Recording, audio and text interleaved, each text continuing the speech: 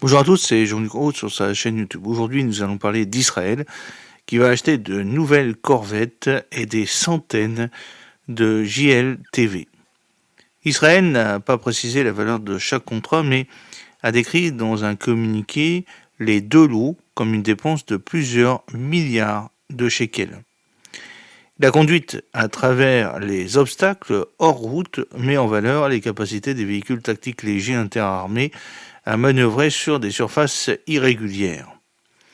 Le ministère israélien de la Défense a approuvé un nouvel accord d'approvisionnement majeur pour acquérir 5 nouvelles corvettes pour la marine israélienne et des centaines de nouveaux véhicules tactiques légers interarmés pour les forces terrestres.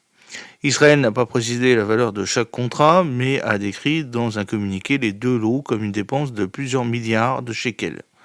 L'attaque du Hamas du 7 octobre 2023 a accéléré la procédure d'un certain nombre d'accords d'achat, mais cette annonce la plus récente est la première à venir du comité Nagel, une commission créée en août.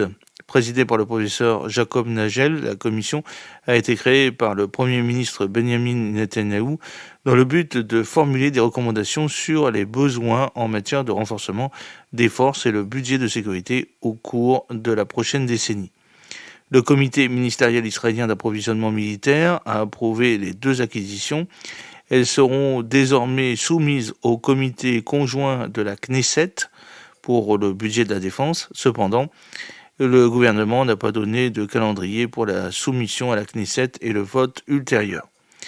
Les nouveaux navires lance-missiles avancés de nouvelle génération sont construits par Israel Shipyard et baptisés de classe Recef, du nom de l'un des anciens navires de classe Sar 4 qui ont depuis été retirés du service. Les nouvelles frégates de classe Recef remplaceront les bateaux lance-missiles de classe Sar 4-5 qu'Israël utilise depuis les années 80.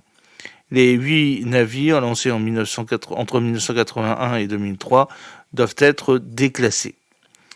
Les plans pour les nouveaux navires de classe Recef remontent à plusieurs années. Naval News nous avait rapporté en juillet 2023 que les navires comporteront un canon principal à la proue, ainsi que le nouveau système de défense aérienne Sea-Dome, qui est la version navale d'Iron Dome.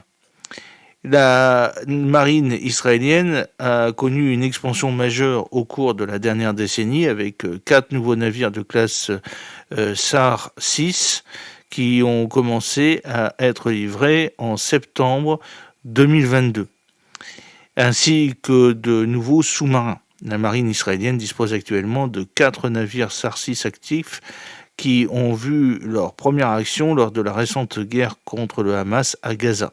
Elle possède également 3 corvettes Sar 5 ainsi que 8 Sar 4-5. Pendant ce temps, l'armée israélienne a organisé une cérémonie de baptême pour son 6e sous-marin en Allemagne le 12 novembre. Vous avez une petite vidéo là-dessus sur ma chaîne. La marine israélienne a également été renforcée par de nouveaux engins de débarquement qui ont commencé à arriver en 2023. Le coût global de ces 5 navires n'a pas été révélé, cependant le Sar 6 a coûté plus de 400 millions de dollars chacun. Les chantiers navals israéliens ont construit le Sar 4 de classe Recef, original dans les années 60. L'entreprise se décrit comme la première du monde occidental à concevoir et à construire un bateau lance-missile à attaque rapide. À cette époque, c'était un nouveau concept d'utiliser des engins relativement petits et rapides équipés de missiles pour faire face aux menaces dans l'arène navale. Les chantiers navals proposent actuellement une version de 72 mètres et 80 mètres de la série des navires Sar, qui les appellent respectivement le Sar 72 et le Sar 80. Un rapport de 2022 indiquait que le Sar 80 serait la version d'exportation de la nouvelle classe Recef. L'entreprise a déclaré cette année-là que les S-80 seront le fleuron des chantiers navals israéliens pour les prochaines décennies et qui servira à la marine israélienne et de nombreuses autres marines à travers le monde. En plus des navires, Israël achète des centaines de nouveaux JLTV Oshkosh est l'acheteur actuel du GLTV, mais AM General a obtenu en 2023 le droit de produire la prochaine génération de véhicules de l'armée américaine. La version que recevra Israël dépendra du moment où une commande sera officiellement passée. Ces véhicules blindés de mobilité de combat seront fournis aux forces de manœuvre de Tsahal dans les années à venir, a noté le ministère de la Défense dans un message sur les réseaux sociaux.